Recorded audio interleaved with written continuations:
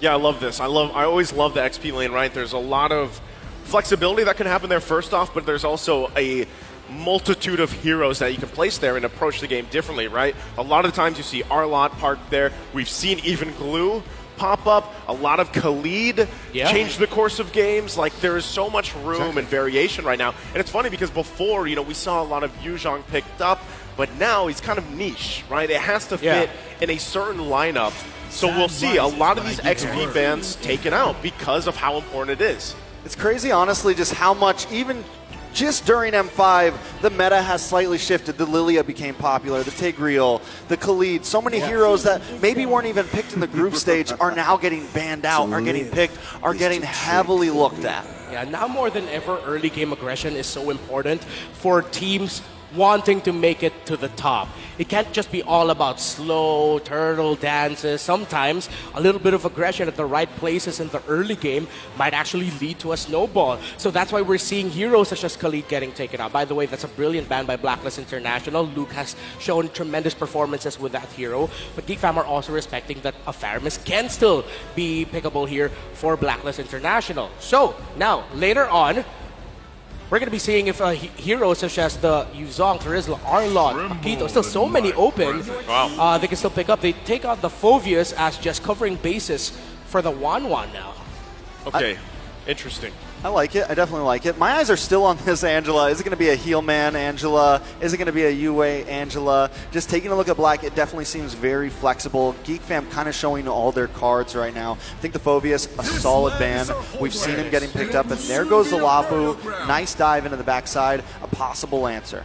Yeah, Lapu's great, right? A lot of times we see this, even recently, in the hands of even Kid Bomba from Daewoo, and it works wonders. A lot of times you can lead a lot of those charges and tank up quite a bit of damage. The way the Lapu kit works, the bravest fighter in, you can allow yourself to kind of set things up. Yeah. But, that still also leaves the question. There it is. The Arlott's going to be picked up. What's the last pick here? It's going to show whether it's going to be heel man or... if it's going to be a roamer, a tanky roamer here for Renegade. Honestly, scratching my head right now. I don't think this would happen, but... available. Okay. Novaria. Okay. Novaria. So, instead of... the interesting thing is they can flex it depending on what they're feeling. Yeah. They can still We still don't really know. Yeah. Yue has shown to be a great Novaria, but so has Renegade as a roam Novaria. So, it just depends here. Our roamer pickup here for Geek fam. Thinking... They can still slot in the Ruby for a little bit of surprise, displacement. They have two frontliners already. They might even go for a bit more utility for Boloisky. It's interesting, the Matilda is actually still wide open. No one's taking it out. That's what I was going to say earlier, right? It's kind of weird that Matilda just kind of slips through, but that's the adaptation, right? So far up to this point, now that we're in Knockout 2, what is this last pick for Boloisky? What does he want to go ahead and roam with? I would assume it's a little bit more on the tankier side to kind of extend some of these fights. You already have a Valentina to help you out. Well, Ruby. There goes the Ruby. Ruby comes through. So, great pick-off potential. Yep. Great usage. We've seen this before with Boloisky, a signature hero pick. It's definitely going to be the only thing about the Ruby is Novaria is going to be troubles. Even the Wanwan's going to be hard to catch. A lot of those things are going to be down to Luke here to be able to dive into the backside. The jobs are definitely going to get divided here between the team. True. Maybe it's just not because I'm the best Arlott player in the world. I'm okay with it. But when I see a Ruby in the other team and I'm an Arlott, I'm so worried. Because one quick little second skill from the Ruby will just completely break my tempo. And if it comes alongside a pull as well, then me, Arlott, being annoying, dashing around, going everywhere, I'm not going to be able to do that. But then at the same time, the way Geek fam play with this Ruby, they just have an understanding to it that is unparalleled. Man, as we get loaded up here, I think we're still going to take a look possibly at the comparisons of these drafts, but you got to admire that right there. As once again, both teams kind of getting situating. You can see the lineups one more time across from it. But hey, it sounds like we're going to be jumping right into the game. And it starts off here, game number 1 in the best of 5, knockouts 2, between Geek fam from Indonesia and Blacklist International from the Philippines. Who starts off on the right foot? Yeah, so you see here, actually, they put a little assistance there, Yue and Renegade, on being able to clear that purple buff for Sensui a little bit faster, just so he can match up to the clearing and rotating speed of that Baksha. I'm going to be interested to see who's going to be a little bit more heavier to commit into that Little Wanderer, and if Blacklist are going to commit their second or third turtle signature lane switch. I'm already thinking a little bit ahead, but that's something the Blacklist International does for the early game. That's part of their play style. So UA already taken a lot of aggression early on against a boy, and in a way, I feel like a boy is even someone that kind of falls under the radar a little bit with a lot of these just star players so far that you're seeing kind of unfold here, build their own kind of legends in their own right. But so far, as things kind of unfold, right, anything emblem-wise that stick there on cue. Does it anything that sticks out here, Renmar? Well, actually, you're seeing the EXP laners now doing a very popular thing, picking up Rupture. They really just want that instant gratification already, the early game, the damage that they can dish out. So these two teams are going to be watching out for the respective EXP laners. But more importantly, so Blacklist International need to watch out for Luke, because if they allow him to just freely hit his ultimate, those 3 strikes are going to surprise Blacklist, and next thing you know, they're going to be forced to go back. I think as we take a look at this too, kind of things unfold, is really it's just leading into that first objective. This is one of those games, one of these teams that just, they take it slowly, right? Lead into these objectives. We already saw the breakdown between the Lord takes. Now, again, you're against Sensui. You have to be able to go ahead and take on this turtle dance later on. But look at him topside. We'll have Marky with the 1v1 right now. Blazing duet. First blood for Marky 2 minutes in. Turtle hit still going on, though. Wow. So with that, Geek Fam's going to get the first blood. They force out a flicker from Edward. Oh, another one. Geek Fam popping off quick in the first few minutes. Well, this is what we're talking about. Number one, you got to be stone cold in this series. You can't be a little bit too eager, just like what Ohab showed there. Market hit level 4 just in time, but now there's an invade by Geek Fam. Geek Fam taking the orange buff. Sensui going to be denied of that. We're literally 3 minutes in, and this is something I was a little bit worried about. Blacklist does have a very soft mid-side for the laning phase. Geek Fam are going to be able to punish that if they want to. Yeah, you mentioned it, the key thing, that very squishy double mage or support style of roam and mid duo. When you're up against a Valentina and or Ruby, you saw there actually in the bottom lane, in the EXP lane of Edward, how a simple 3-man rotation by Geek Fam sent Blacklist International back, forced Sensui to reset the turtle, and the fact that Ohab lost the 1v1 to Marky, now going all the way back to what happened in the bottom lane, Blacklist just had to give up control of that turtle and they couldn't contest, but that also meant they were susceptible to getting invaded because Geek Fam are confident to do that with the turtle shield buff. This is crazy, right? Geek Fam, they're playing at a different tempo than what we've seen at least previously. So even a boy with this, he's going to be fine. He has the hard guard himself here to work around. Takes a couple shots, but this lead so far that Geek Fam has garnered themselves is going to transition really well. You see Marky already picking up the DHS. Niall going to go into the hunt right now. Okay. Ohab up against Marky once again. Hard guard comes just in the nick of time, but Geek Fam are not done yet. They're going to push under the tower. Bloisky with the I'm offended, and Ohab goes down. It's 3-0, 4 minutes in. Geek Fam controlling the game. And now Geek Fam with a great understanding of the priorities of Blacklist International in the map. 4th minute, 4-man gank onto the top side to get another kill onto Ohab. And right now, for our international viewers, you're seeing the reason as to why Marky has been hailed as the gold standard. He has been the mentor for gold laners in the Philippines. I thought Bloisky stole that for a second. He tried. Yeah. They're just going to keep putting the pressure right now. This is going to be most likely Turtle once again going to the hands of Geek Fam. They have this lead. Luke's feeling pretty good. And they'll take it. So another objective taken. So where does Blacklist International start to put the pressure on, knowing that now they've given up these 2 objectives? They're playing at this tune of Geek Fam. What do they focus on here, Renmar? At some point, they're going to have to call for a switch or maybe just give up 1 turtle and just gank a lane altogether, maybe 4 or 5-man dive alongside Ohab to give him a little bit of a lead already. Because right now, Geek Fam are just controlling every turtle or wherever Luke is. Again, the difference between the Lapu-Lapu Arlot matchup, the XP lane right now, for Geek Fam is just a little bit more, how do we say this, proactive around the map. And it's really affecting the turtle or objective focus playstyle of Blacklist International. You know, normally I would say that this isn't the end of the world for Blacklist. But the thing is one of the things that Geek Fam has done, it's not like they got 3 of these kills onto Sensui or the Roma Renijay. They get 2 of them onto Ohab, which is huge for Geek Fam.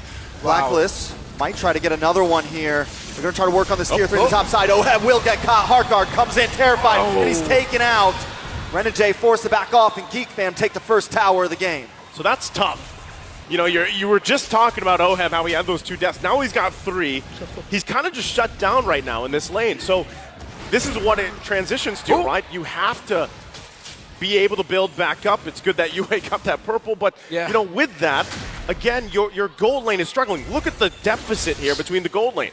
Yeah, now Blacklist International are definitely going to be playing into the late game.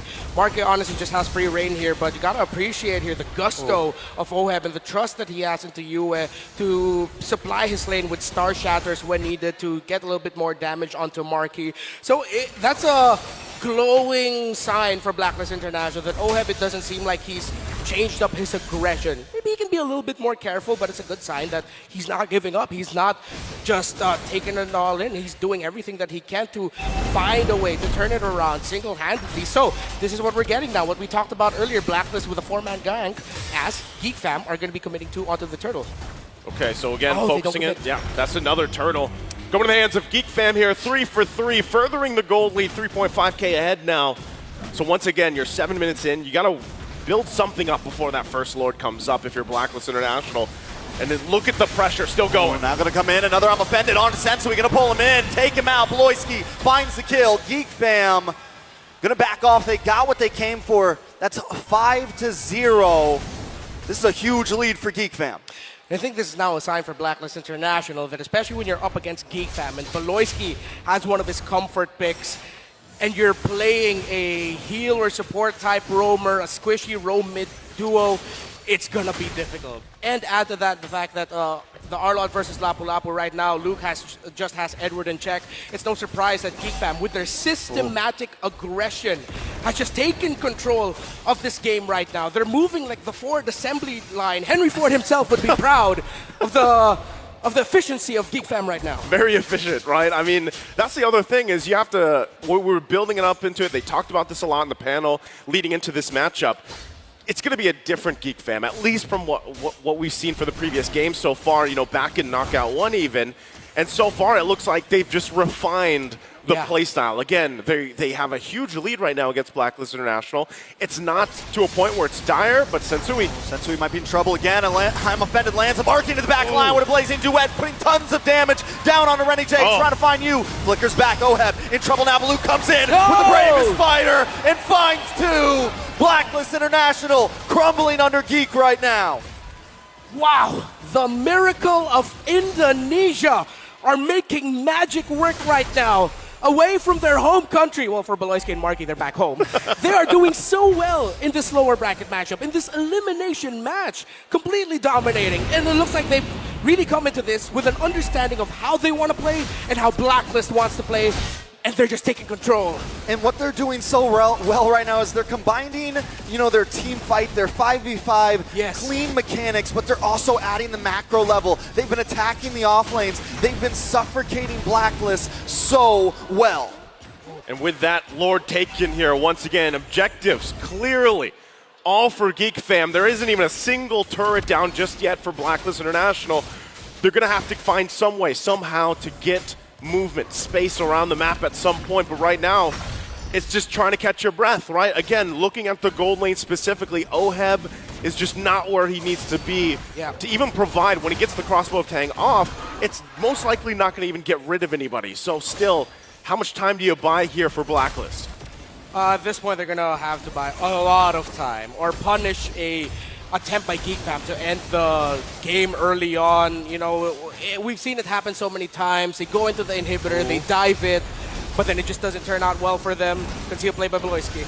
Conceal play is coming. Geek Fam decide not to overextend themselves. Another wave will be coming down the mid side. Not able to break an inhibitor just yet, but they still gain a lot of ground and 2 more waves coming soon. Ooh. Yep, the shots are starting to hurt. Bloisky's going to take that one, get back to base. Again, you're nearing that 10,000 gold deficit for Blacklist. Bloisky. Too close. Still playing with danger here, right? Yeah. Also, big item pickups here. Oh boy, just got the Divine Glaive, as if he's not already doing enough damage.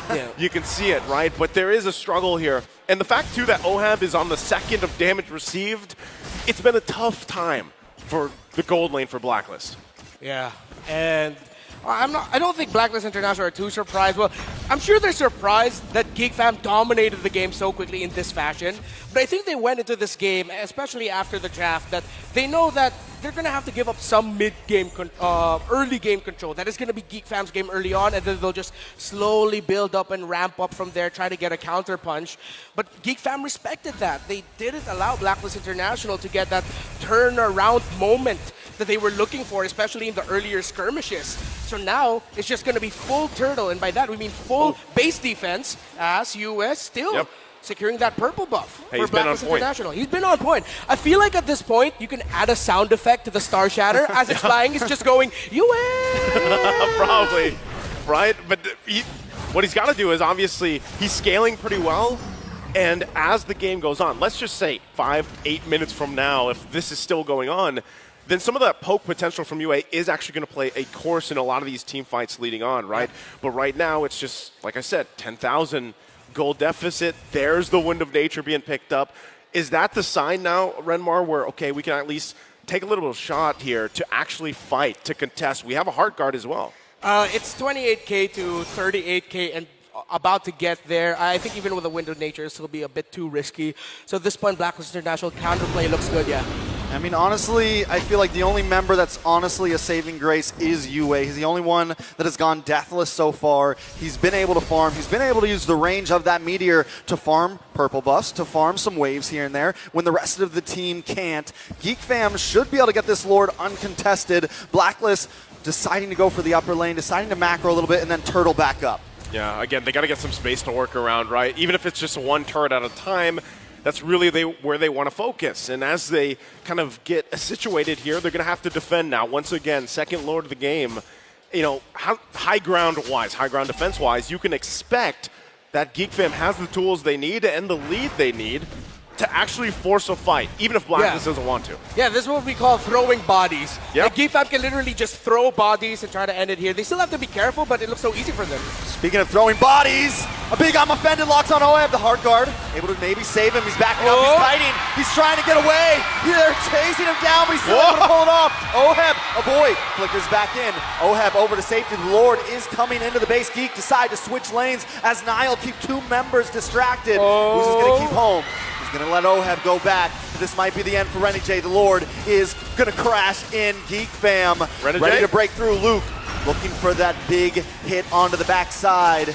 Oh, someone go away. Bloisky goes down. Sensui able to find him. Markey going to chip away at the mid inhibitor. Geek Fam still backing off. They were able to take two towers down, still holding a large gold lead. it ain't over till it's over. It doesn't look good for Blacklist International, but you got to admit, what Oheb and Renegade did there may have saved the sequence for Blacklist International, buying enough time, making sure that Niall wouldn't be there, and that meant Beloyski had to be the main front line for Geek Fam in that scenario, and he falls in a Blacklist. Can they find a window to somehow break a turret, to find a few more resources to turn the game around, or is Geek Fam still going to continue applying the chokehold? Still a strong chokehold, right? 12,000 ahead.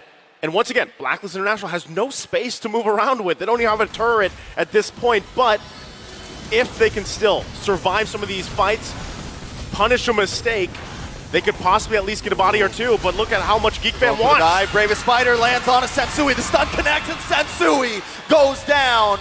Geek Fam, don't come out just yet. This is still our jungle, but a boy gonna get caught off, forcing a winner. Drunchy on Markey getting free shots. The Terrified and Edward taken out. Two members of Blacklist fall. Geek Fam still inside of the base. A wave of minions closing in on the top side. Oheb maybe gonna get a Heart Guard here. Markey gets a Heart Guard for himself. He's gonna lock onto the base, and Geek Fam against the odds take game number one. A very strong showing here for Geek Fam as they come out refined and ready to go against the home crowd, Blacklist International. They start off the series hot, stone cold. Our Geek Fam, if the Filipino fans of Blacklist thought this would be a walk in the park, Geek Fam had other plans today. What a run. What a run. What a run. This is game number one in Geek Fam. I mean, we thought they could win, but like that, 12K gold lead at the end, and you guys talked about throwing bodies. They were literally able to do that. It didn't matter if one of them went down. Yeah.